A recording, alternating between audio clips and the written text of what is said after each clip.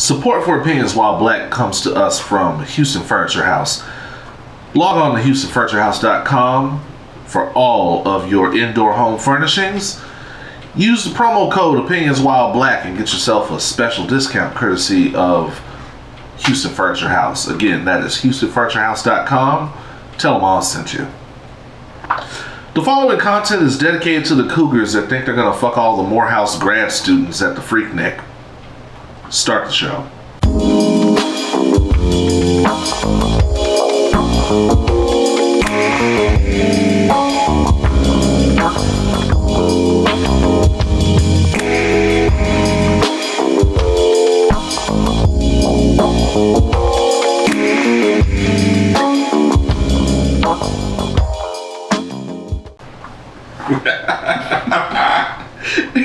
You know it's coming. You know it's coming. Did you see that shit? Luke bringing back the Freaknik? Hey, you know what? If you weren't there in '93, you just missed it. That's all I gotta say. I was there. It's gonna be so many cougars think they getting the magic back thing. It's not popping like that anymore. I'm like, can you do that in 2019? No. That shit gonna be mad sanitized. That is something that could only have taken place before the social media era.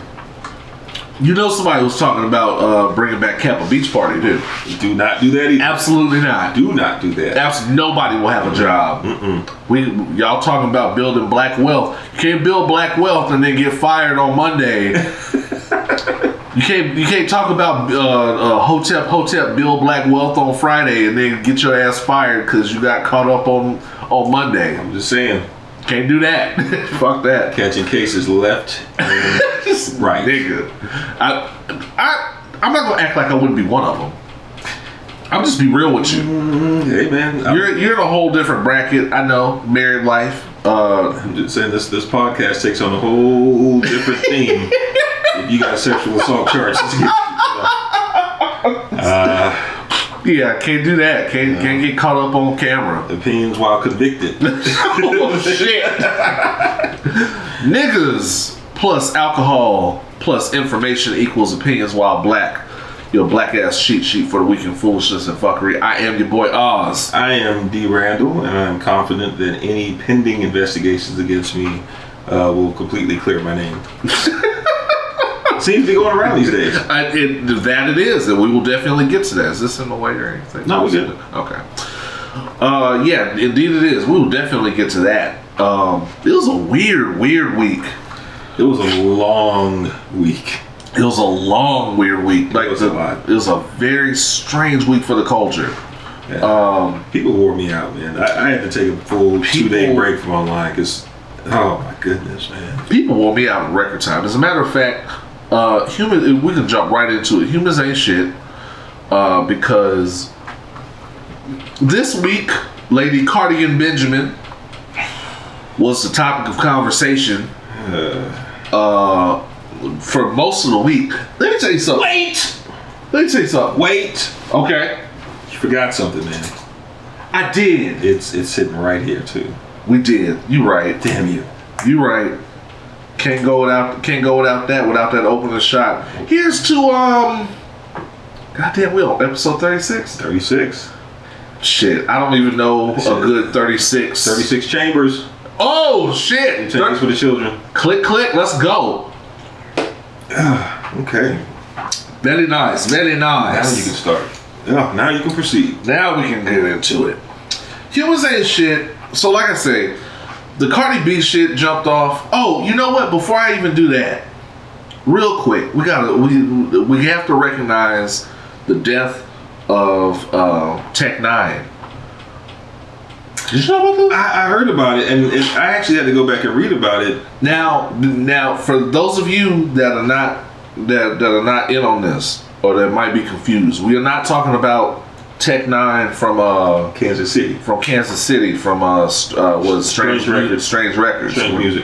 Music. We're not talking about that Tech Nine. We're talking about the legendary battle rapper Tech Nine. Yeah. Toxicology has not come back that I know of, but last I checked, he died in his sleep. super young, man. I didn't realize Very young. He was like 32. Yeah, I'd known about him because I was obviously watching battle rap for a few years. Oh yeah. And I just kind of, honestly, unfortunately, I just kind of forgotten about him because he hadn't really been up there for a while. I mean, that's the battle rap circuit, though. Exactly. You know, you got dudes like Murder Mook, kind of.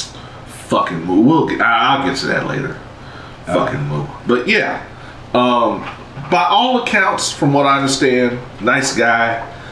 Definitely legendary. Definitely made strides in what we consider to be battle. Very performative. Yeah. Everything he did was very based on the performance, and that's kind of the trend now. And you can definitely call him a trailblazer in that fashion. Mm-hmm. Peaceful transition to Tech Nine. We love you. We miss you. Salutations to the family. We're gonna pray for you during this time. I hate to see anybody go that young. Man, 32, man. What the fuck is going on out here? Yeah. And now we can get into the fuckery.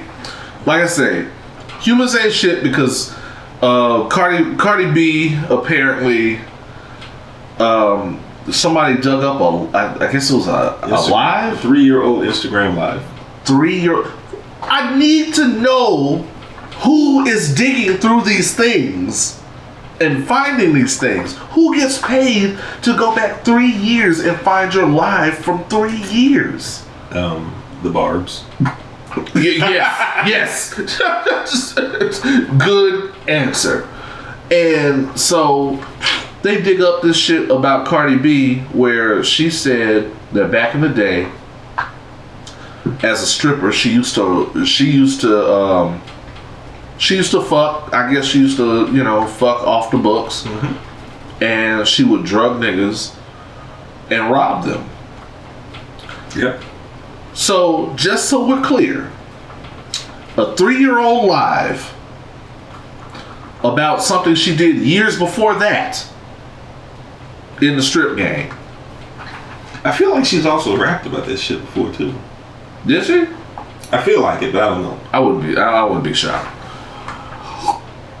Here's my thing, y'all. And both sides are understandable, but both sides are also y'all wore this out in like 2 days. I'm amazed that and that was the reason why they wore this out in record time. I only peek online at this point, but they turned this into more gender war shit. A week-long argument about some shit. And it wasn't even like it was a deep dive either. It just turned into the regular old niggas ain't shit, well, women ain't shit even more gender war bullshit. That's all it was.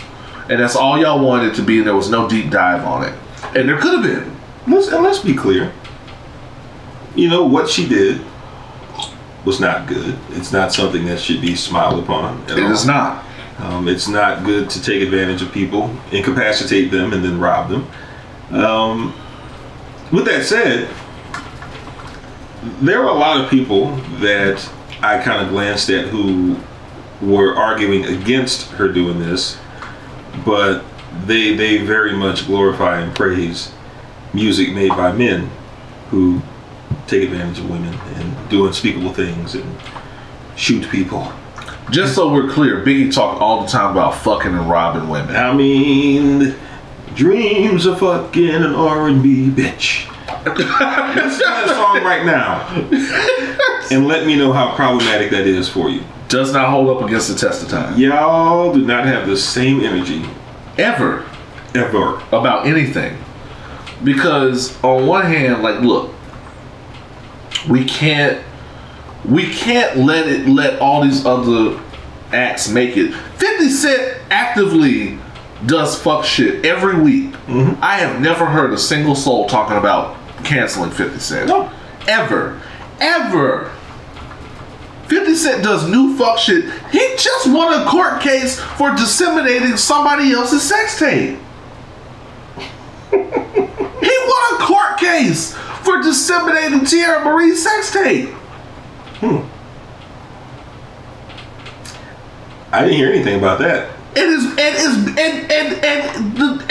court order is for her to recoup him. We'll deep dive about that another time because I'm still pissed about that. So confused about y'all, man. 50 Cent has never to this day been canceled. Ever.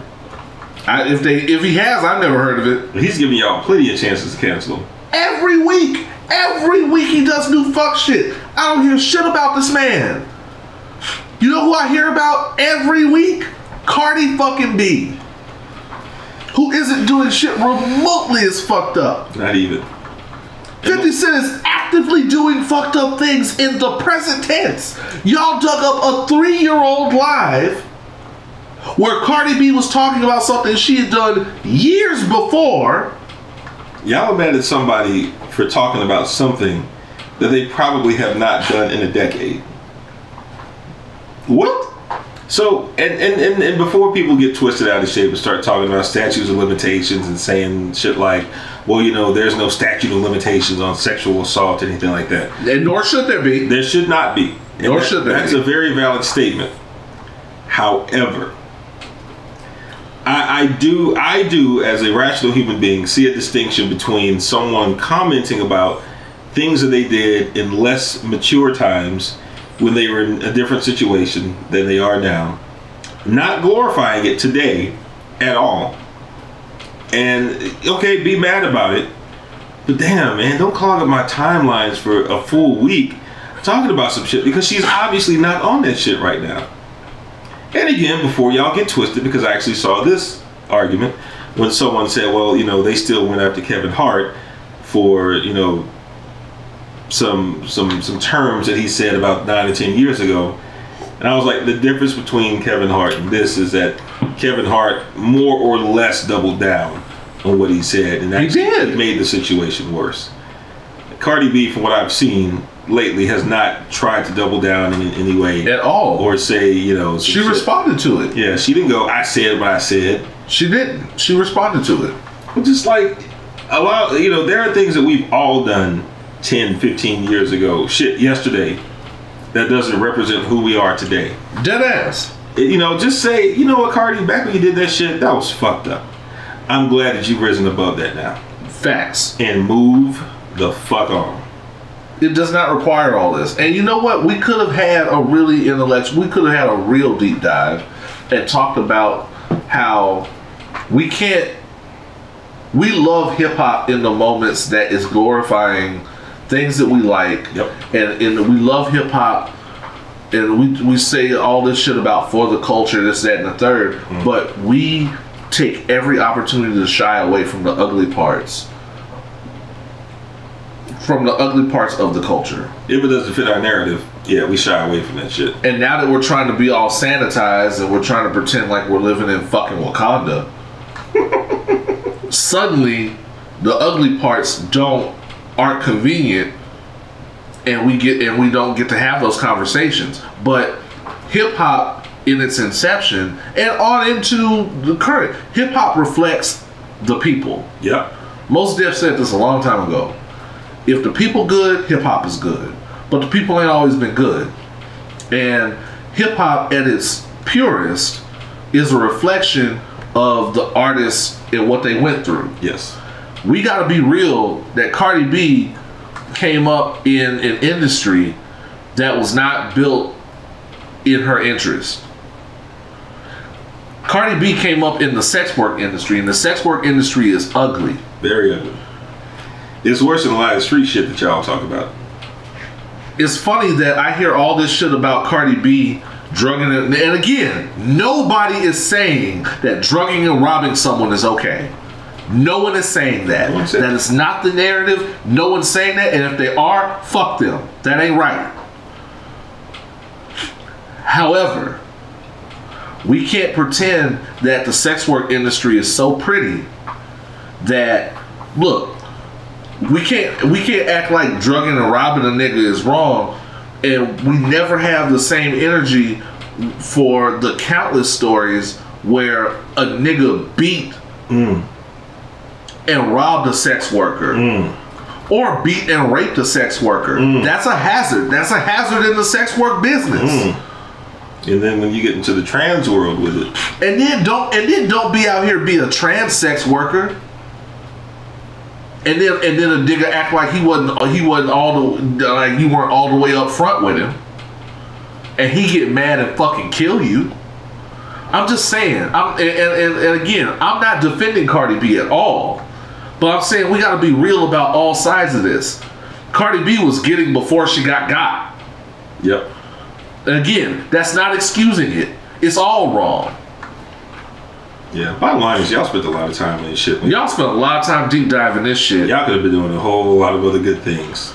Like, and it's all a response to us not keeping it a buck about the industry that we praise and glorify. Yes. On both sides, for real. We gotta keep it a whole buck about the industry that we praise and glorify, and we have to be honest about the ugly parts of it. And that a lot of people that are in this industry because society treats people of color different, and honestly, not everybody in this industry could survive in the day-to-day workforce. Yeah. So we have to keep it a buck about a lot of these things, is that a lot of these things are societal, and once we decriminalize some of the things, some of the corners that these people have been painted into, we can have a real discussion then. But y'all didn't want to have that discussion. And the bottom line is, if that's what they choose to do with their lives, and someone is willing to patronize them for their service, they have every right to do that shit. We have to be real about sex work. See, there's all these things we have to unpack that nobody wanted to talk about. Yeah. And again, nobody is saying that what she did was right. No one. You know that saying, it is what it is? The game just was what it was. And she was being real about it. Precisely what it was. You can't praise 50 Cent and Jay-Z for being real about it and then slander Cardi B for it. Didn't Jay-Z stab a nigga when he was on top? He stabbed Lance on Rivera. He stabbed a nigga. That was when he had money. Diddy shot a nigga in the face. It was like his brother or somebody like that. It was I'm just saying, we have to keep it a whole buck. We have to keep it a whole stack about this shit. We're very selective about that shit. Very selective. And the other part, and I'm gonna get off of this after this, but the other part that pissed me off so bad. Now, granted, there should be some level of equality when we talk about what men do and what women do, and keeping the same energy there. However, a lot of the niggas that were on Cardi's case were not about that. A lot of niggas on Cardi's case were trying to exonerate Bill Cosby. In which case, fuck you. A lot of niggas that were on Cardi's case didn't have this much outrage about You Don't Even Know It. Did not have any outrage about Rick Ross in this shit. As a matter of fact, they were surprised, like, oh, they did that? Oh, gee, oh my. That's unfortunate for him. Oh, well, I can't believe that would happen. And, you know, and it just pisses me off because it's not like you really want equality. Some of you niggas just want to go, see, look at what these women do. Yep. And that ain't right either. If y'all are gonna have these gender war discussions, we can keep it a stack about it. If we're gonna have these gender war discussions, at least be honest with yourself about what you're praising and what you're condemning. This is why y'all ain't shit. Cause I feel like 90% of y'all shit the bed on this discussion. More than that. Some people try to be reasonable, and I'll give them that. But 90 to 95% of y'all shit the bed on this discussion. Y'all ain't shit. Spend some time writing your congressman or something, man. Y'all wasted a lot. Spend some time writing your congressman. Decriminalize sex work. Just saying. Just putting it out there. Song of the week, man. So, it's springtime. Niggas want to dance. Okay, we getting there. Niggas want to dance. Niggas want to turn up a little bit. Turn the fans on now. Put the shorts on. It's that time. Summer dresses. There we go. Sundresses. No panties. Well, no panties. Drake features. Drake good for a spring and summer joint. Hey man, I mean spring and summer, Drake good for it. This is from the song of the week's from WizKid, featuring Drake. Drizzy. It's called "Come Closer." We're gonna get a little dance hall for you. Oh, is this West Indian Drake? This is West Indian Drake. This is Torontoan / Jamaican / Dominican Drake. There we go. Washington Heights Drake. Hell yeah, with a bashment Drake. Trust me, daddy. What a one, Drake. This is Come Closer. We'll be back. Pour up. Turn up a little bit.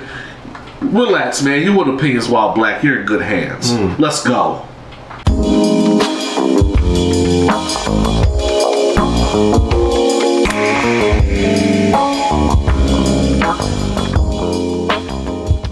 That was WizKid featuring Drake, Come Closer. Shout out to WizKid. WizKid had a jamming album. Let's see, maybe it was the year before last. Yeah. WizKid had a jamming album that nobody talked about. It was hot. Nobody talked about it, man. But you know what? It's so much music. There's so much music going on. Like, there's a lot. Like, it's kind of a drought-ish right now. Like, there's not a lot coming out. People will put out a little EP here and there. Yeah. But for the most part, the big albums aren't coming out lately.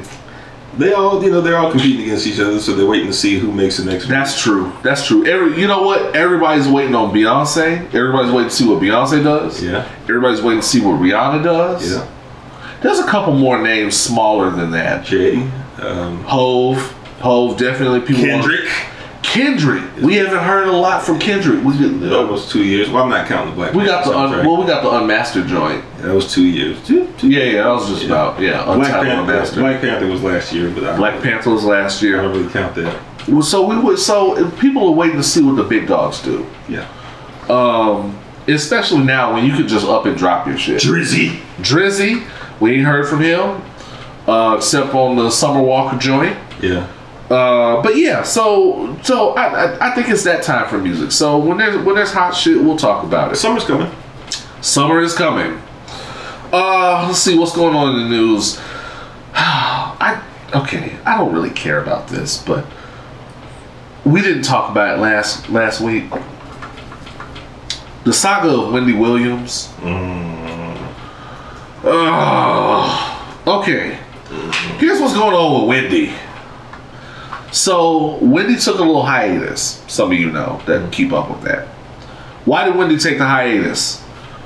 Wendy came out and said that she was substance abusing. That she was on the sauce. Yep. And her husband checked her into a sober house. Yep. Did you see the sober house though? I did not. So it's right above a bodega. An old school looking ass bodega too. The fuck? One of them bodegas wearing shit in the freezer. So this shit. What's the Tracy Morgan show? Shit. Whatever. Anyway, it was some 30 Rock. No. The one that's out now on TBS. Last OG. Yeah, Last OG, where he's basically like kind of in a halfway house. Basically. Type shit. Yeah. That's where she went. And the drama behind this is that it happens just when her husband Kevin it is well known that he's been side piecing, and that the side piece was pregnant. He checked her in. There you go. This past weekend he had he was there for the birth of the side baby. Oh, good for him. Side baby was born. Meanwhile, Wendy was taking time off from her show, and Nick Cannon stood in for her. Scheduled time off. Nick Cannon stood in for her. Who's not funny, but who is not funny at all. But apparently his numbers were doing well. When you're on the Wendy Williams show, your numbers have nowhere to go but up. Did they still call it the Wendy Williams show? Yes, they do. That is so weird. It's so weird that Wendy Williams is a thing at all, period. I'm sorry. I'm going to be honest. Well, I'll let you finish your story and then I'll be honest. So apparently Wendy left or checked herself out of the sober house. I didn't know you could do that. By the way, this was a heavy pour. This was a heavy ass pour. Shout out to Sober House. And this week she has been back on the show. She interviewed Birdman. She interviewed Waka, a couple other people. Waka. I go hard in the motherfucking paint, nigga. That's my shit. Rooster and a Rari. That is the legacy of Joaquin Flocka Flame. And his fine ass wife. His wife's bad. Have you seen the Sierra video? Anyway, sidebar. Sorry. Yeah. We'll talk about that later. So, and now she's going on another hiatus. She's had a long week. She's going on another hiatus. Conveniently, you know what the fuck happened, right? They put her on another hiatus so that when she breaks out of the sober house, she doesn't have a show to come back to. So she got to stay her ass at the sober house. That's what the fuck happened. When your enemy goes to ground, leave no ground to go to. Yeah, that's profound. I read that somewhere. Pretty sure it was Art of War. I'm pretty sure that because niggas read Art of War and 48 Laws of Power. Niggas don't do nothing in prison but read 48 Laws and Art of War, and they think they come out thinking they motherfucking Dalai Lama. Autobiography of Malcolm X. There we go. Autobiography of Malcolm X. There you go. That one too. So, here's my thing. I care, but I don't care. Here's the reason. Cause fuck Wendy Williams. Absolutely. Honestly, fuck Wendy Williams. Like, if this were anybody who isn't Wendy Williams would be roasting that ass right now. Okay, so that's where I was going to go with it. Like, I have genuinely never liked Wendy Williams. Ever. She's the height of just trash talk and shock rock. I'm an asshole. I'm an asshole. But I feel like I'm an asshole with a point to make. I'm a constructive asshole. Or a soul. This is getting weird for me saying asshole so many times. Wendy Williams is mean for the sake of being mean and spiteful to people. She makes a lot of slide comments, and the shit is just, there's just no substance to a lot of shit that she does. And I've always said when karma comes back to her, it's going to come back to her very badly. It hits hard. You know, and from her frail body to whatever the fuck she's going through, like, I don't give a single fuck about Wendy Williams and her problems. I feel like she's getting what she deserves. Now, facts. The thing about her dude cheating on her, like, I don't think anybody deserves that. But I don't care still. Right. Like, I don't care that it's happening to her. Because again, if this were anybody else getting cheated on, and carted off to a sober house while the side baby is being born, she will be reporting on it and roasting that ass. She'd be roasting that ass. Yeah. She'd be roasting the ass of the person that's getting cheated on. And then they'd come on her show and she'd roast them to her face. You know? When she did that little stutter step and passed out on stage. Oh shit. Watch me now. I laughed. Oh no! I chortled. I guffawed. Not chortled. I snort laughed. Oh shit! I did that shit when she fell. You know why? Oh my god! Because fuck her. Because fuck Wendy Williams. That's why. The energy you give is the energy you receive. You are new, Wendy. I don't feel sorry about her eating disorder. Oh my I'm going to stop. Oh my fucking. I'm going to stop. Oh shit. I'm going to stop. Oh man. Oh no, I'm going to keep the same energy. They can't cancel us. We got the password. Is that the first t-shirt, by the way? Maybe. I'm thinking about it. Spoiler alert, t-shirts coming. I still got to work out all the minutia of that. Just coming. What else? Oh, locally, what's going on in Houston? We don't talk enough about local. Driverless delivery grocery cars are officially hitting the streets. What the fuck could possibly go wrong there? In Houston, Texas. Oh, I have concerns. Which stores are offering these driverless cars? good question. So I didn't bother to look. This was courtesy of oh, well, I'll get to that shout out later. Autonomous vehicles, driverless grocery cars, probably one of those fancy HEVs. Let me put on my little washed glasses to see this. That's a fries person. Oh no, that's in Phoenix. Damn ads. Stop. Okay, so Fries are owned by Kroger, so Kroger might be piloting this. I can see that. Kroger. Let's see, the zip codes are 77401, so that's like, South Post Oak? The South Post, oh shit! Oh! That's the hood! The Kroger of South Post Oak in West Belford? That's the hood! Y'all getting robbed! On site! On site! Oh shit! On site! Oh, South Post Oak, Buffalo Speedway location? Now the Buffalo Speedway one, that one is... They might be okay. That one is rich. No, that's right by Westview. Yeah, Buffalo Speedway. They built a Starbucks over there on Buffalo Speedway in Maine. And, they'll be all right. They'll be all right. Yo, Meyer Park. But Meyer Park, I don't know, man. That Meyer Park, that's when you start heading towards the hood. Y'all are right across the freeway from the second worst Walmart of all time, man. But the most lit, the finest women be at the Meyer Park Walmart. True.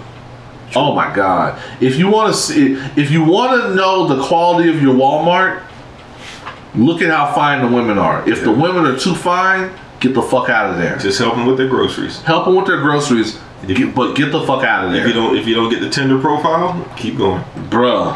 If you're looking on Tinder and you see somebody that you swiped on at your Walmart, run, bro. Get the fuck out of there. You might catch Hep in that Walmart. Kroger, y'all. Driverless delivery grocery cars. They deliver to Hiram Clark. Oh, that's a wrap. Yo, niggas are already plotting on how to rob these fools. Well, Hiram Clark, niggas is too high in Hiram Clark to rob anybody. Just saying though, man. Now, Mo City, that's a wrap. Stafford, that's a wrap. Y'all ain't gonna make it, man. Look, and then just stereotypes aside, the first month, 20 people are gonna die. Well, 20 people are gonna die. We don't know how to react to anything. Remember when the trains got here? Oh yeah, when the trains got here and like 10 people died. People just walking in front of trains. Street. Just walking in front of trains like, oh shit, what's that? We don't know how to handle shit. Somebody's gonna look at the car like, hey nigga, ain't no driver that car, nigga.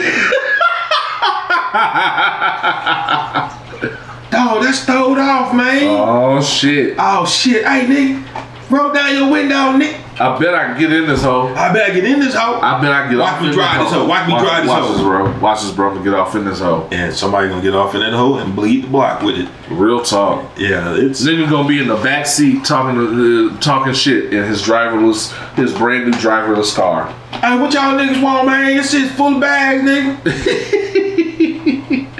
Oh man. Oh, that was so full of stereotypes. But I'm from Houston, so I can do that. I'm from Houston. I can do that too. I was born and raised here. Yes. I know what niggas gonna do. I know what they're going to do. I'm from Sunnyside. You from Sunnyside? Goddamn, yeah. You definitely know what niggas gonna do. We ain't got that shit in Sunnyside. Notice that. Not going to. Amazon Prime Now was the line. So we don't even have grocery stores in Sunnyside. It's a food desert in this bitch.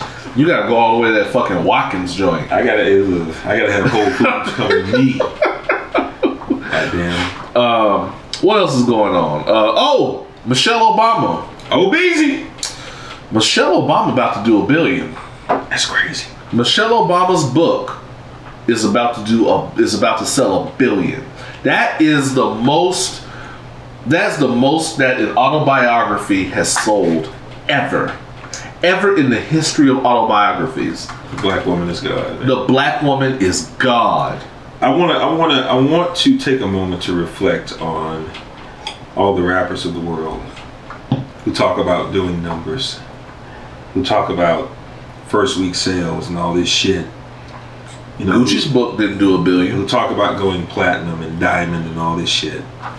Holler at me. Holler at Oz. Definitely holler at me. When you gross $1 billion in sales. There are rappers that don't have $1 billion. Yeah.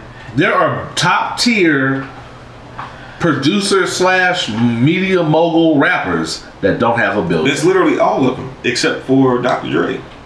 Real spit. That's all of them, except for none of y'all niggas have this shit. Drake got $1 billion?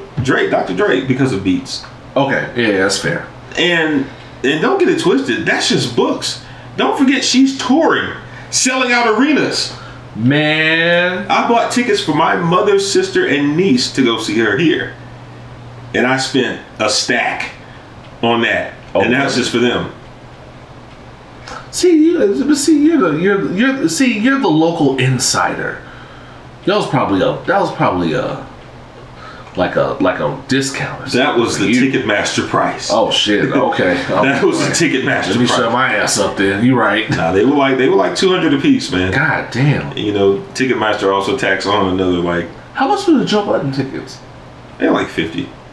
Okay. He ain't getting the sale numbers. Cause there's some niggas talking about the only seats left are like 100. Yeah, that's because I'm sitting in balcony.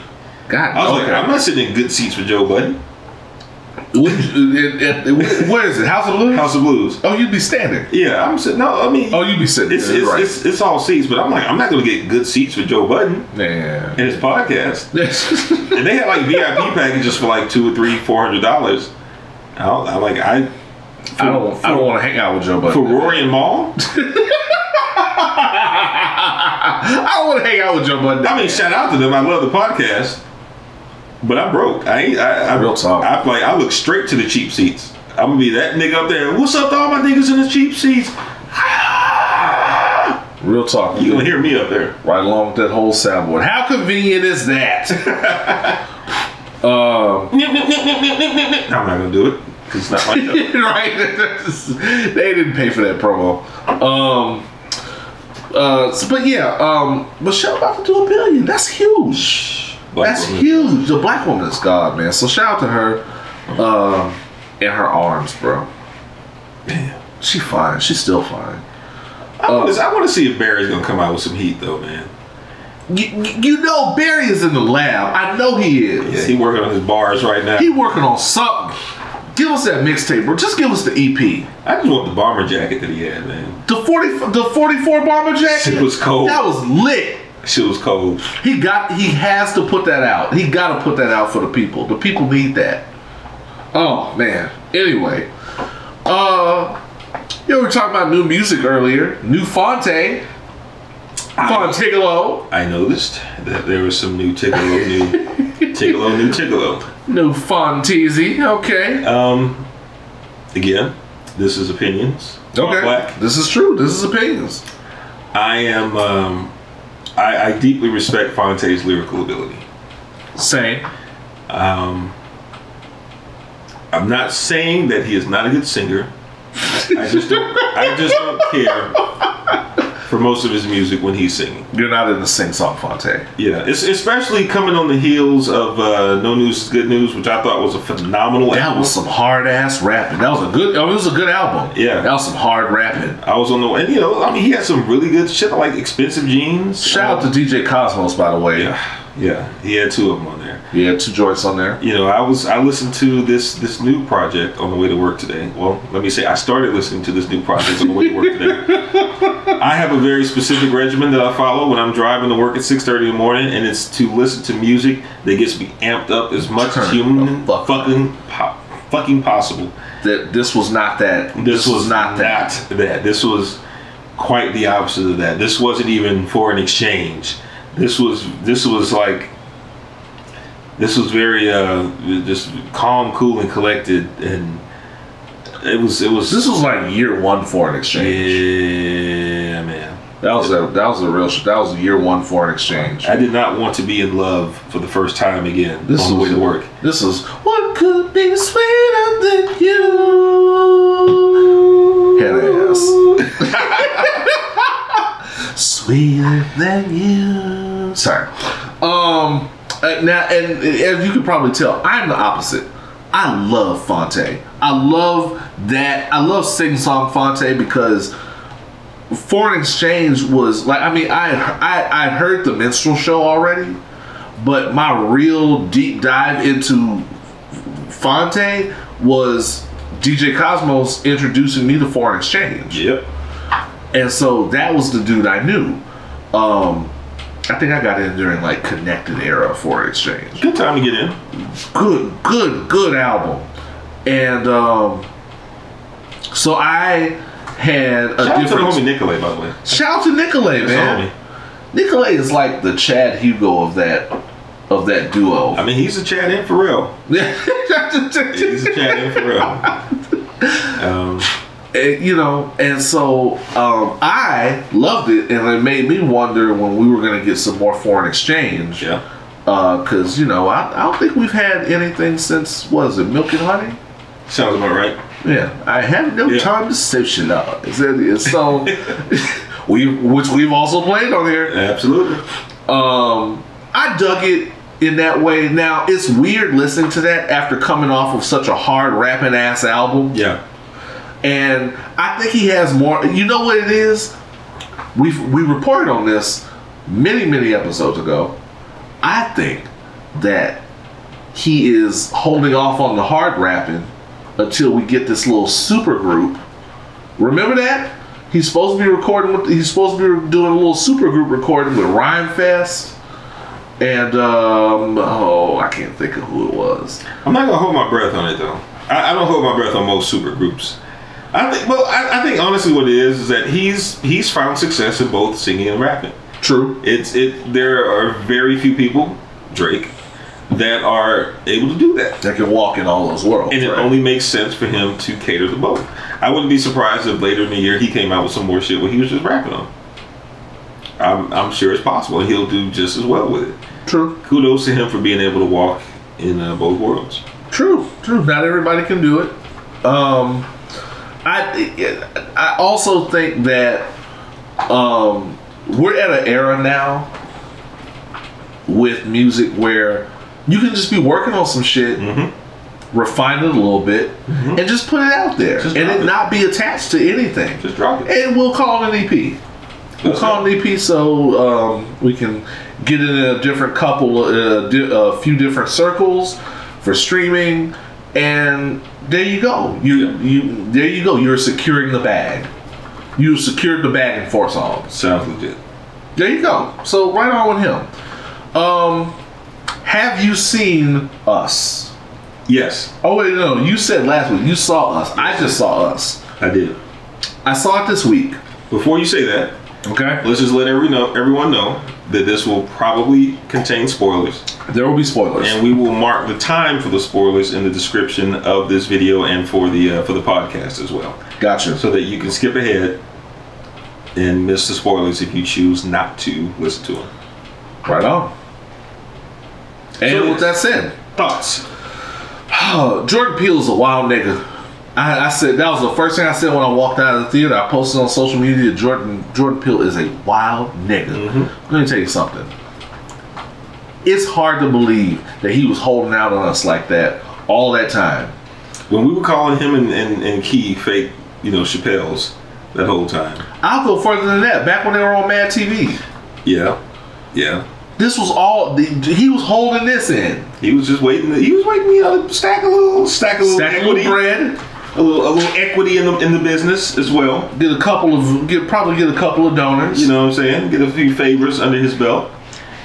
And yeah, man, I have to say that I'm very proud of the fact that he's been able to carve his own lane, not just as a person who's known for black horror, but a person who commands that genre, much like a young John Carpenter. A young John Carpenter. That's high praise. He's carving his niche, and just like John Carpenter, original ideas, original stories, and in his case, with a social undercurrent to them as well. True. And most importantly to me, Most importantly to me, stories told with people of color and women in the forefront. Women being centered. That was a huge thing about this story, was that Lupita, shout out to Lupita, was being centered in this movie. Yes. And a lot of this happened from her perspective. That she was capable at all times. That was playing two completely distinct people. Two characters that were both competent, that were both capable, and that made that made good decisions depending on who you were rooting for. Because that was another thing. By the end of this movie, you don't know if you were right to root for who you rooted for. You don't know if there was anybody to root for, really. You root for the kids. You root for the kids. That's another thing. That's another thing that I really liked, was that the kids were being portrayed as capable, yes, and not helpless. Both children. Both, and I mean both mirror images of the kids as well. Also, not helpless, capable, competent. Yes. And there were some things where you fell into the trope because it was horror, but you did. I've always said this: the one thing about horror that always keeps it back is that there's always going to be a couple of things that a couple of tropes that you have to fall into, because it's horror. Right. You need somebody to make a bad decision here. Right. The biggest example I've always had of this is Alien. Alien is one of the most perfect horror movies of all time, and the one thing that kept it back from true greatness is that Sigourney Weaver went back for the fucking cat. Yeah. And we didn't have anybody going back for the cat. Granted, this movie, and again, this movie had a couple of. Oh yeah. It was not as narratively tight. Yeah, but overall, what I took away from the movie was I really think that Jordan Peele does an excellent job of visual storytelling, building suspense, creating a world that you can immerse yourself in, and this was an original story and not a familiar trope of some other story. It wasn't another zombie movie or vampire movie or anything like that. These were new antagonists, so to speak, if you want to look at them that way. Yes. With their own mythology behind them. Now, the one thing that I did feel about it was that I felt like that mythology that he created did have a lot of holes in it, and there were certain logical leaps that you had to take to believe certain things, but on the whole, what he did create was faithful to the story.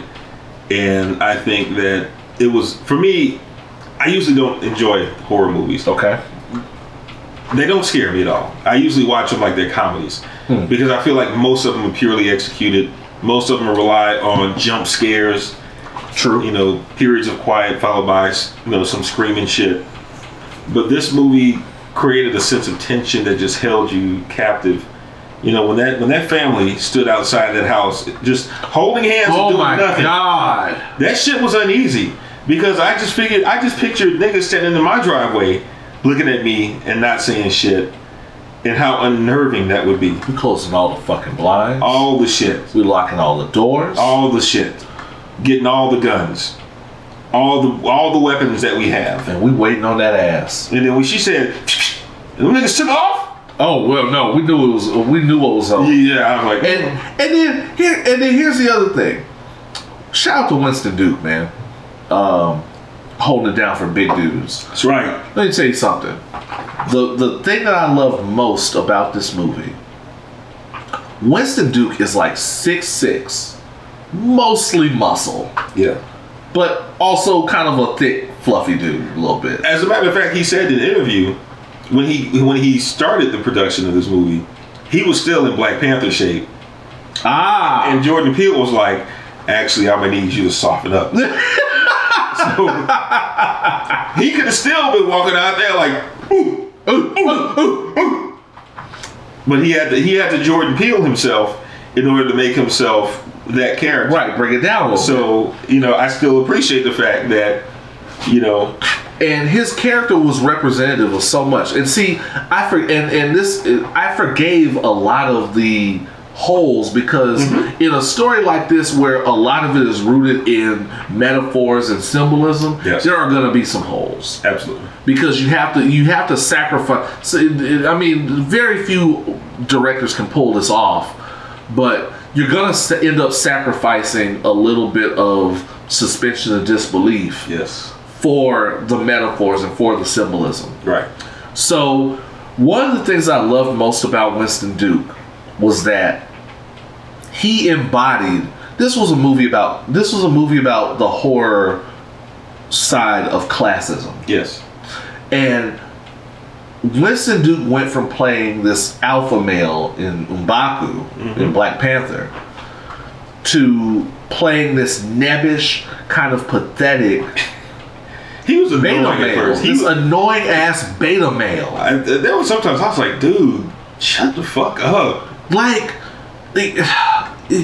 this woman's trying to tell you about some real shit, and you trying to lay the pipe, and it's Lupita. I get it. You got it. I get it. You got it. I get it. She got that. She got that wagon. You know what I'm saying? I feel you. But. And in these moments, you see how he's just an alpha male in the suburbs. Yes. He's a suburbs alpha male. Yeah. He's a halfway crook. And when you saw him go out there with that baseball bat, that was the most pathetic. You knew. I thought it was a dub for him in the first 30 minutes. You want to get crazy? We could get crazy. Yeah. Right there, it was a dub. I thought it was a dub for him. He ain't from the South Side. He didn't make good decisions at all. And when the woman told him up front, you are not making any more fucking decisions. No, you're done. It's a dub. Take him away. Please. And when he said Home Alone, we ought to just bunker down here and do Home Alone. Yeah. And set some traps. Nah, man. No, you can't do that. You ain't from where I'm from, man. No, we ain't built the same family. He got done in by the real live nigga version of himself, man. But you know what? We needed that. Yeah. That the character Gabe, we needed that character because it is very rare that somebody of that size and stature gets to play that kind of nebbish character. And looking at it from a metaphorical sense, you could say that, once, and even though he said it's not about race, but I can bring it back to race. A lot of times when some of us, rise from where we rise from, and we get to certain places that we feel like are places of influence, we become a little nervous. We become a little bit soft, in respect to where we came from. And sometimes when you're confronted with where you came from, it's kind of a rude awakening. Hell yeah. And you get hit in the leg with a fucking bat and dragged away. Dead ass. Having said that, I love that everybody was capable enough to get out of their individual situations and then come together as a family and figure shit out. The princess. Look, let me say,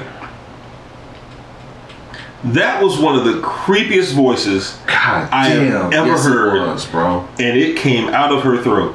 And it came out of the mouth of somebody that needs that I want to give the pipe so bad. My goodness, that was. I know this is a long shot. But if you look at the level of acting that she performed on both sides, that's like actor of the year type range of acting. She really did kill it. And the twist at the end, she killed it. Yep. And the nuance in her character when you started seeing the twist, or when they started finally kind of giving you that look after that fight at the end, which that was brilliant. Yes, that was brilliant. How they laid in that horror version that got 5 on it and everything. Yeah. That was brilliant. That was wonderful. And just how they keep giving you that little bit until they hit you with it. Brilliant. Wonderful. goddamn wonderful movie. Man, not as narratively tight as Get Out, but I didn't expect it to be. Yeah. With all the symbolism. I will say this. Looking back on it, knowing, and I kind of guessed the twist earlier in the movie. Actually, I told my wife, I said, man, what if she switched places with her back in the funhouse? My wife was like, shut up. And when it happened, she started elbowing me like, I was like, right? That fucks the whole thing up. But looking at that and knowing that, I want to see it again, just to see some of the references, some of the subtle references and nods, knowing the true nature of Lupita's character on both sides, the entire movie. Like it's a movie that you probably have to watch twice. Agreed. And I forgave a lot of the holes in it. I didn't care. I like the fact that he created a new mythology, and that shit. I liked it. I'll put it this way: if you can believe that the people in Get Out were doing what they were doing what they were doing, and and you look at them and go, "Oh yeah, white people would do that shit." Well, then you can look at the twist in Us and go, "Yeah, probably." Yeah, we'll believe the white people do anything.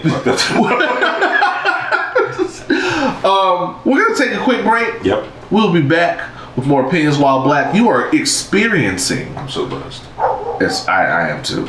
You are experiencing Opinions While Black, sober conversation with the least sober team in podcasting. Pour up.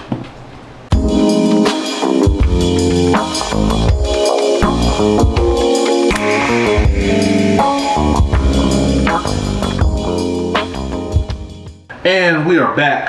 Mm-hmm. We are black. Sometimes. We are opinionated. All the time. And my God, we're out there. Man, what? What, man? Yeah. Did we kill another one? I think we did it. I think it's done. Damn it. Oh well. We killed one. It is. Oh, you know what? I forgot to mention to you. Do you know that they have that scientists have come up with a safe, quote unquote, safe version of the male birth control pill? Is this the thing that reduces your sperm count? AKA the same thing they've been trying to do to us through our food supply? Welcome to Damien's tinfoil hat corner. Look, man. Look. Listen. All of that could very well be the case. Having said that, what would the Hotep say? That's all I'm saying. Having said that, test me. Dear science, it's me, Oz. You want to test some shit so a nigga can't have kids? Test me. Please. So you just try to shoot up the club. Yes! Are you kidding me? Luke just announced that the Freaknik is back. Yes, I need this. I feel like this is how the Tuskegee experiment started. It was one nigga just trying to fuck shit up. Oh yeah? Okay. Shit, hey, let me call a couple of my homeboys. Taylor's problematic because that was a tragic time in our country. But we went there. We went there. But now, I mean, niggas will like voluntarily sterilize themselves. I'm trying. Some of y'all need to. Some of y'all need to, for real. Some of y'all just out here shooting up all with Future. Just wait. You know what they'll probably do? They'll probably start with the prisons. They'll probably tell you if you go to jail, you have to take this shot. See, they still fucking up. They just start with Future. That's also true. Future and Fetty Wap. And Lil Wayne. Stevie J. Oh, definitely. We'll get to that. It is time for everybody's favorite segment of the evening. White people must be stopped. Real quick, a correction. Darth, I always forget her name on the Twitters. Darth Conjusin. Okay. She wanted us to know that the story about the leopard was a jaguar. The jaguar. Yep. About the jaguar, they did not euthanize the jaguar. Thank you. Thank you. For once. Justice for the black man. They did not euthanize the Jaguar. The Jaguar is okay. Thank you. We did a story about the dumb white lady who wanted to take a selfie with the Jaguar, and the Jaguar beat her ass. Just check next week's episode for details. Last week's episode for details. Yeah. So it was a good story. They didn't euthanize the Jaguar. Thank you. For once. Rest in peace, Harambe. So white people must be stopped. We have a submission. Oh. We have a submission from one of our favorite listeners, Mr. Ilbersol Fallon. What's up, Chef? What up, Chef? This is actually pretty good. Now, I missed this a while back. And it just so happens that we reported on the driverless grocery cars. This is according to Blavity. Okay. I don't usually fuck with them, but I fuck with them today. A new study has discovered self-driving cars may not recognize people with dark skin as easily as white people. I will continue. Futurism reports Georgia Institute of Technology researchers recently published a study that shows the artificial intelligence-powered self-driving vehicles struggle with detecting pedestrians with dark skin. In other words, the little camera that makes sure, the multiple cameras that make sure the self-driving car knows where it's going, all the GPS and gyroscopic what's-it-faces and all that, for some reason, can't see black people. Can't see black people. I feel like this is a metaphor for society. Okay. My concern with that is kind of a niggerish Black Mirror moment. There are satellites in space, in orbit around the Earth. True. That can take crystal clear photos of the hair on an ant's leg. Yes. You're saying that we have devices that are capable of framing images that small, but we don't have cars here on Earth that can see black people 5 feet in front of them. It sounds like this is how RoboCop started. Didn't he go after a black dude first? I wouldn't be surprised if he did. I don't know for certain, but I'm going to make that part of my history right now. I'm going to put that in the lexicon. RoboCop went after a black dude first. You heard it here first. If it's true. It might be. It might not. We're drunk. So, just go with it. Facts don't matter. Facts aren't really a thing here. Send your... First of all, thank you, Chef. Chef! Because that came in at the right time. He might have another one we'll do next week. Okay. Send all of your racist stories, your real life racist stories, your racist news that we might have missed. Actually, send all of your listener letters. That's a new thing we're doing now. Send it to opinionswhileblack@gmail.com. What have I done? I'm opening up the floodgates to you people. I gotta see what your team is talking about, man. Team Oz. If your comment section is any reflection, we are fucked. Man, this might be the beginning of the end. Woo. Oh man. What? Wait, they can't cancel us? I got the password. I love it. So Team Oz, please send us your commentary. Let us know what you think, how you feel, any questions you want us to answer, any advice, life lessons you want us to impart upon you. We're probably not qualified for that, but fuck it. You're listening, so you might as well. We'll be back with more Opinions While Black. Pour up.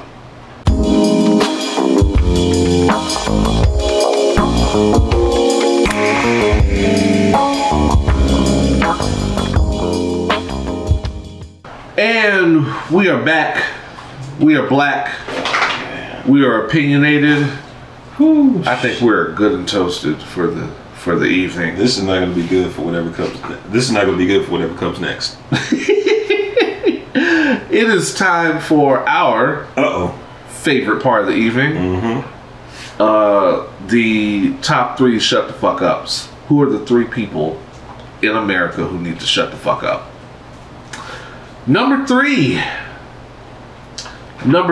goes to a newcomer, Pastor John Gray. Welcome to the family. Welcome, you hamburger helper neck ass motherfucker.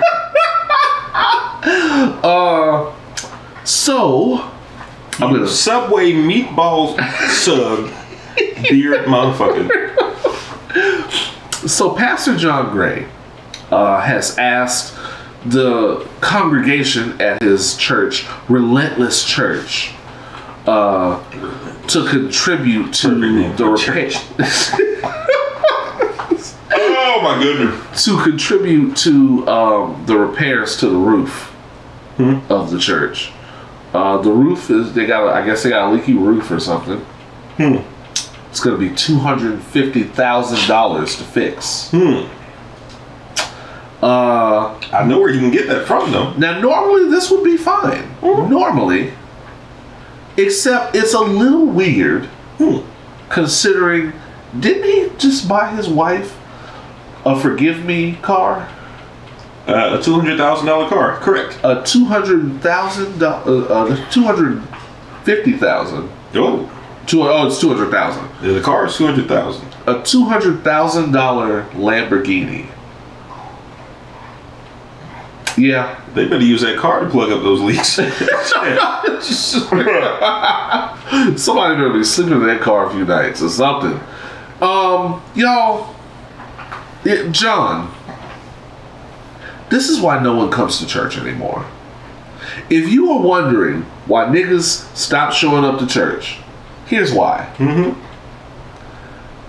It's a hustle. Yeah, the way he does it.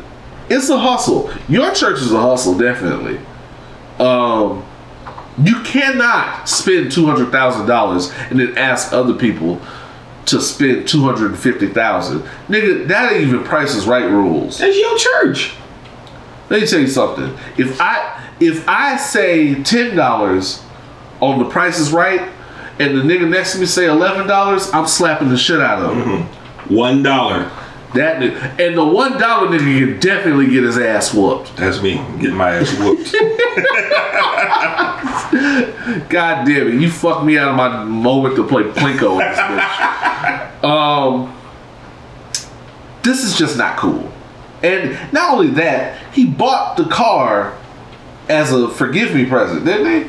As a I'm sorry for getting my side piece pregnant present. Sorry 2004 looking ass nigga. Oh man, remember Ruben Studdard? Oh damn. Didn't Ruben Studdard pass away? Did he? I think he did. Oh shit. Or his career did. Well, probably his career. Yeah, this ain't good. Stop that. As a matter of fact, I'm gonna let. Didn't you say you had a deep dive for this? Yeah, I did before I started drinking. Oh no, Ruben Studdard is still alive. I'm sorry, y'all. Okay, no, his career is dead. Yeah. No, fuck. Just fuck John Gray. It's true. Like I said, I understand why people don't go to church. I don't consider religion a bad thing. I do consider certain institutions that involve religion a detriment to people. And agreed. And black people have a long storied history with the church, and they have historically looked to church as centers of community, political influence, financial empowerment, and all these other things that have nothing to do with the Bible. But at some time, you people need to realize that this is a man of the earth who purchased a $200,000 car for his wife. It's true. As an apology for betraying his marriage and delivering a bastard child unto this world. And this same man who had $200,000 to blow on this woman is asking you to foot the bill for the repairs to this church. For $50,000, for additional $50,000 more than he spent on that car. The worst part about it is, y'all are going to give it to him. Oh, they're going to get it. They're going to find the money. They're going to exceed that goal. There are people that bailed R. Kelly out of jail by leaps and bounds, and y'all are going to forgive this man because y'all he tells y'all that, you know, he'll lie and say he didn't forgiveness cheat, and then prosperity, and then he'll say that, you know, God is I'm God's vessel and all this shit that y'all gonna believe, and then he's gonna preach about how y'all niggas ain't rich and he is, and how you're not going to heaven unless you're rich. God doesn't like broke boys in heaven. Look at your shoes, nigga.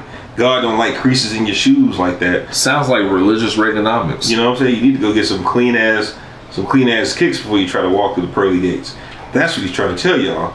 But we talking about a nigga that can't button the top button on his shirt. That's what we're talking about. We're talking about a dude who has a beard, so you can't see how far his chin extends into his chest. That's what we're looking at. For Pastor John Gray. And y'all motherfuckers walk around talking about my pastor said this and my pastor said that. What did your pastor say when he stuck his dick in a woman outside his marriage and produced that bastard seed? Oh shit. What would your pastor say about how drunk I am right now? I would imagine not much. You wouldn't care. You just tell him to shut the fuck up. I would say to Pastor Gray and to everyone gathered here today, well, I say unto thee, shut the fuck up. Shut the Jeremiah chapter 11 verse 11.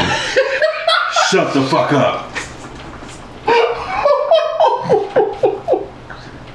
God damn. Shut the no rich man.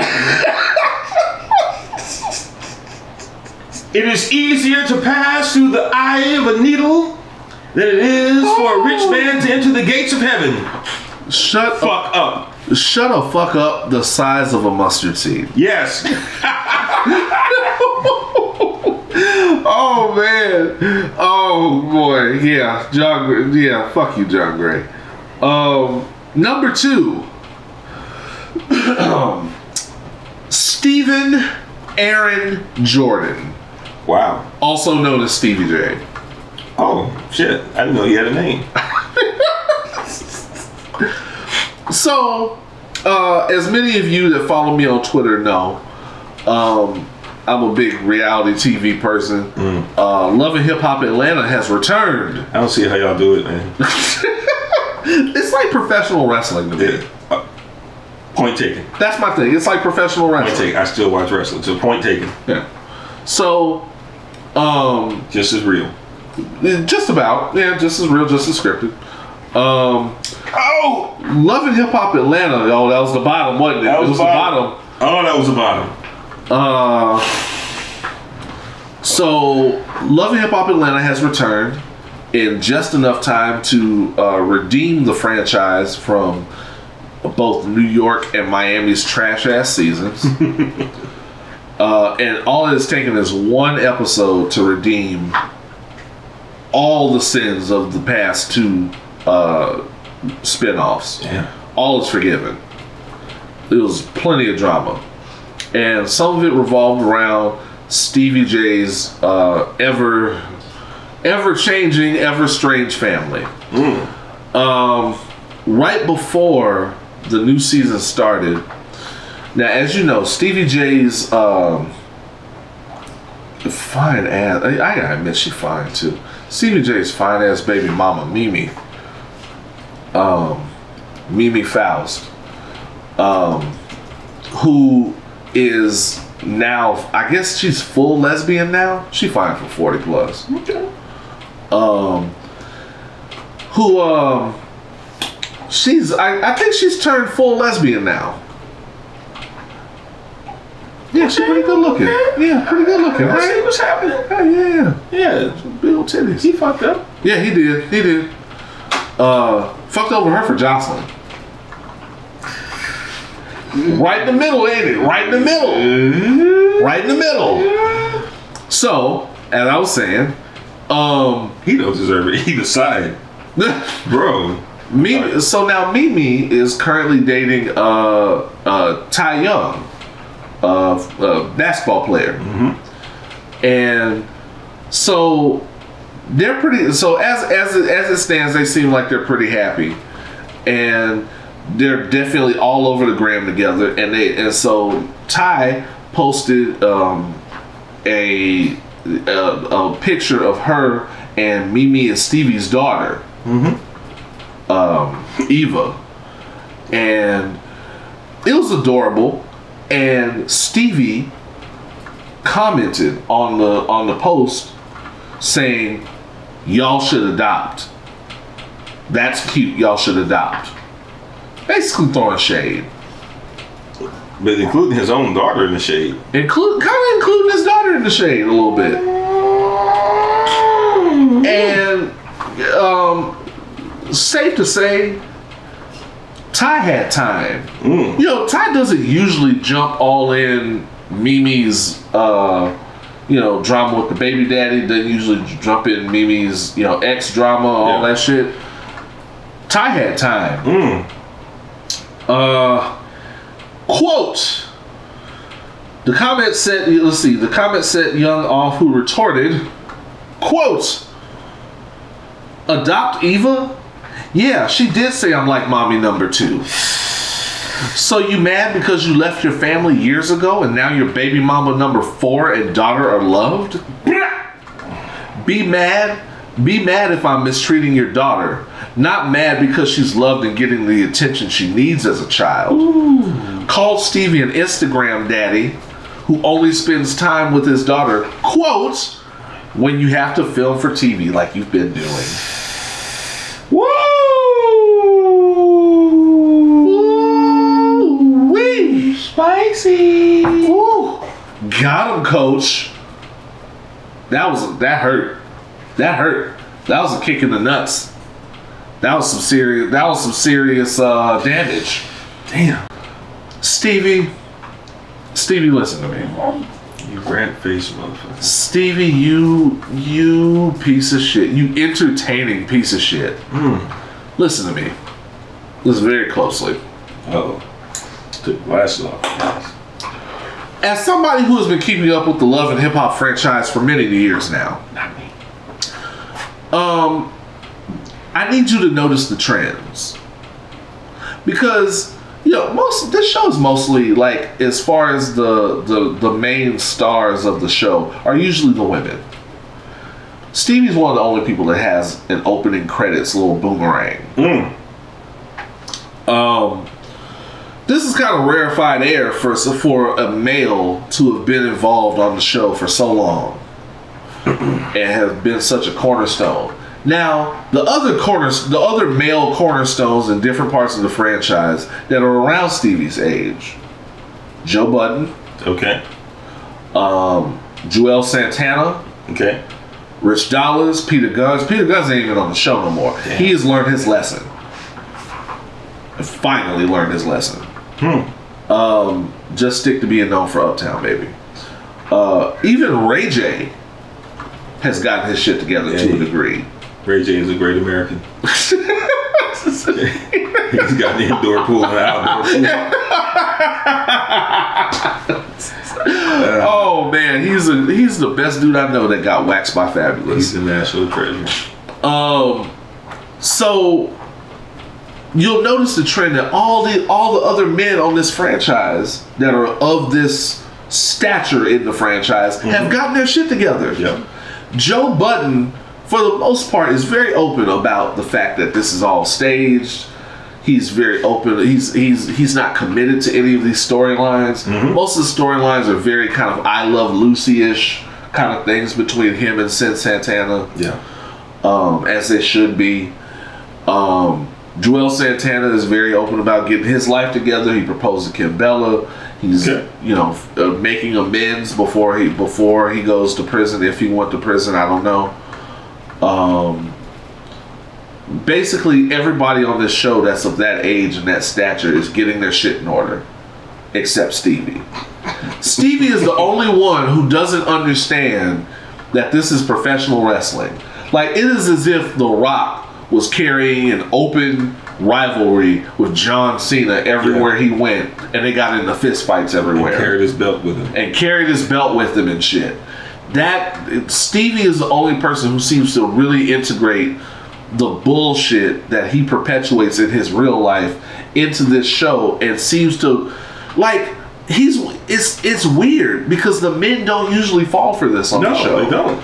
Like, everybody that goes too far on this show, it's like they have this weird concentrated ecosystem where Mona keeps them really believing the bullshit that they believe about themselves. Like, they really think that the world is watching them.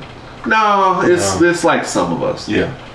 Like, they really think that they are these mega stars for being on this kind of pseudo soap opera. The part that's always turned me off about love and hip hop is that, you know, me being from a hip hop background, right? I don't know who the fuck most of these people are, and they have nothing to do with hip hop itself. Right. Most of them. I mean, Stevie J was one of the hitmen, so he actually has musical talent, believe it or not. Yeah, Stevie J, scrappy. But most of these people coming into the show, are nobodies. They have nothing to do with the culture. Nothing. And when you take them outside the culture, with a few exceptions like Safari maybe, if you take them outside of love and hip hop, they're ineffectual in the culture. Yeah. Every now and then you get a Cardi B. Yeah. And Stevie, I think Stevie might be the oldest of the knuckleheads that have reformed. He has to be, because this motherfucker's been around since the 90s. Yeah, he was producing Dave Hollister's first album. Yeah. God damn. Back when niggas wore suit jackets down to their knees. Stevie, listen to me. I need you to follow the trend. I need you to understand where everybody else is, and understand that nobody is laughing with you. They are laughing at you. Yes. And one day, now most of his kids are close to grown. Jesus. Either grown or close to grown. But you have a daughter that's gonna see this one day, and his daughter's already kind of wising up. How old is she? I think she might be like 10 at best. Oh, she's already over it then. No, so they had a real scene where he was trying to get her to come to LA with him and Faith, because he's married to Faith Evans now. Not fair. And she said, I have to ask my mommy. And he goes, oh really? He goes, yeah, the one who raised me. A 10-year-old said that. A 10-year-old said that. From the mouths of babes. From the mouths of babes. God damn. If Stevie, you probably didn't realize it then. That's a preview. When your 10-year-old daughter knows you ain't shit. Ooh. That is a preview of what you were gonna get. Ooh. For the next. Oh God, when she gets into teenage years, that's a preview of what you're gonna get for the next 10 years of your life. You got 3 years, bro. You got 3 years to get your act together. At best. To get your fucking act together. There's only so many times she can pretend she ain't hearing Mimi clap your ass up in the living room. She's on TV. You might have 1 year. Facts. And it's the age of social media, time's up. Oh, it's already over. The social media, time's up. Get your act together, bro. Get your act together. Follow suit with these other niggas, man. Shut the fuck up. Shut the fuck up. Get off social media. Shut the fuck up. Beg Puffy for another Bad Boy contract. Dude, you're old enough to not even do shit like this, man. You should have enough sense to be on the production side, or you should be an executive producer of this shit.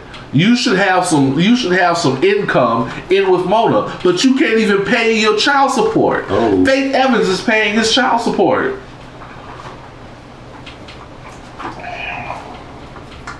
Yeah, I said it. Faith is paying his child support.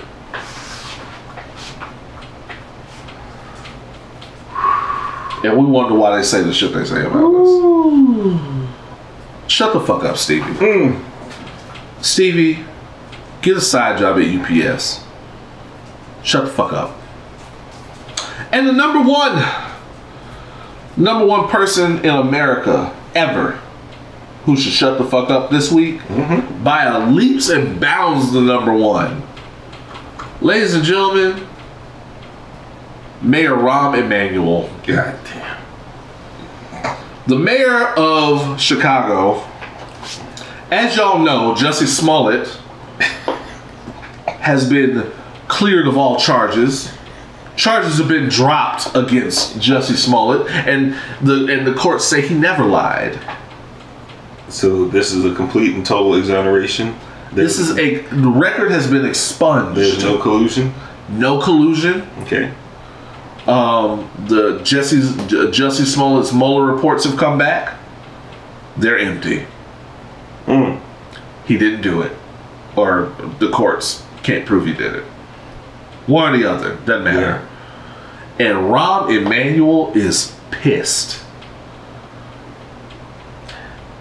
So I try to look at things. I try to look at all things from both sides. Okay. Sometimes, from a mayor standpoint, a normal mayor standpoint, okay, you're frustrated that this investigation led to a zero sum. It was a bunch of much ado about nothing that cost the taxpayers a lot of money. There was no return for it being such a circus. Correct. However, we're talking about Rahm Emanuel. Rahm Emanuel is a built-in circus. A crooked mayor in arguably the most crooked city in America. Facts. The same police department that tried to cover up Laquan McDonald. I didn't hear any energy from him concerning that. Calling this a farce. Saying that he's going to get down to the bottom of it. He will not rest. Isn't he almost on his way out of office? He ought to be. Let me tell you something. For those of you that are confused about our being perplexed by this, Rahm Emanuel has been mostly silent on issues of people of color. Yes. On issues of police brutality. Yes. Really anything to do with race. It's really hard to get Rahm Emanuel on the record about anything. Right.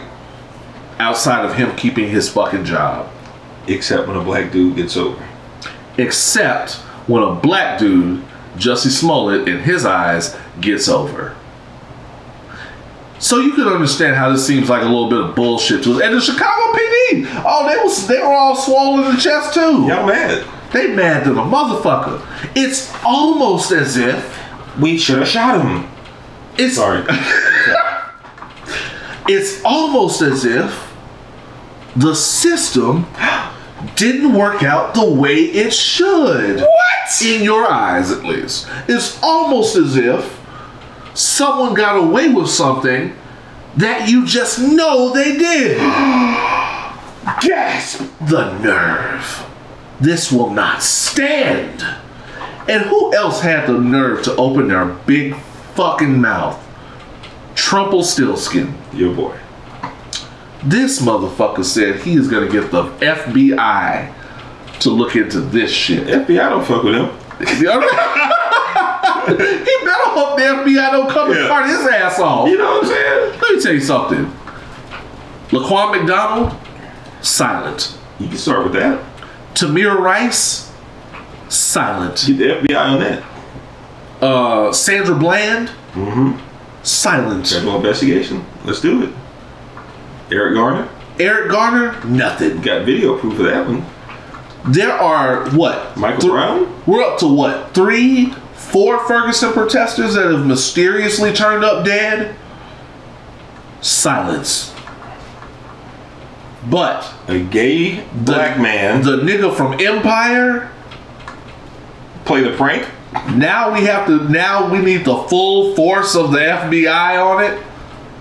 Mueller at the house looking like, nigga, fuck you. That's like when your kid sister, like when you get away with some shit, your kid sister gets in trouble for something, and she's like, well, you need to go look at him and see what he did. That's exactly what this shit. You got caught. Worry about you. Then you got Rom, cricket ass Emmanuel. Rom fucking Emmanuel.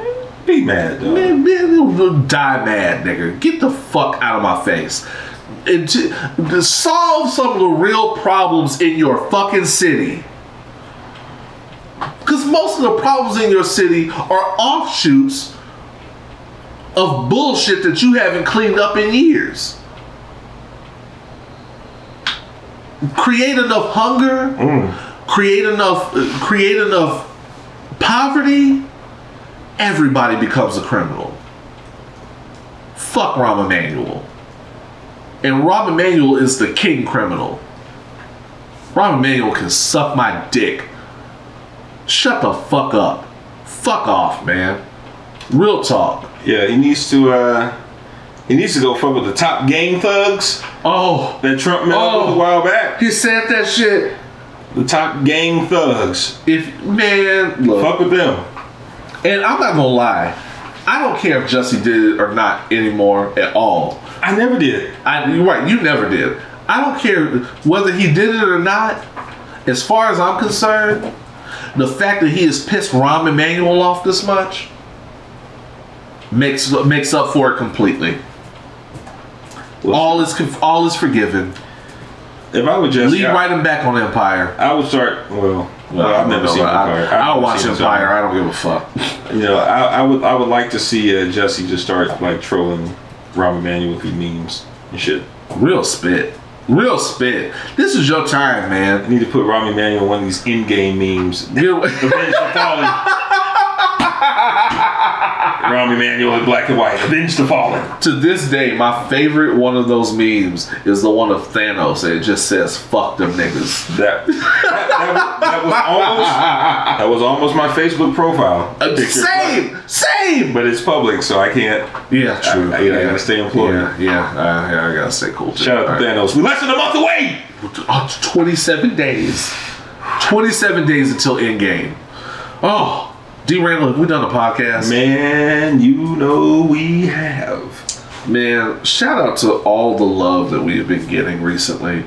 Shout out to Brianna of I can't pronounce. She's gonna have to forgive me because I can't really pronounce Soul Seti.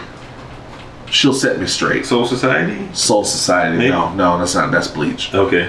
Soul Shetty. Okay.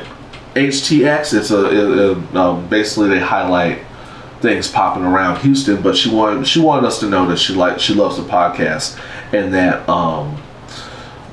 she's never experienced. It's refreshing that there are two black men that say things like what was it? That say things like intersectional, that say things like cis-het and problematic.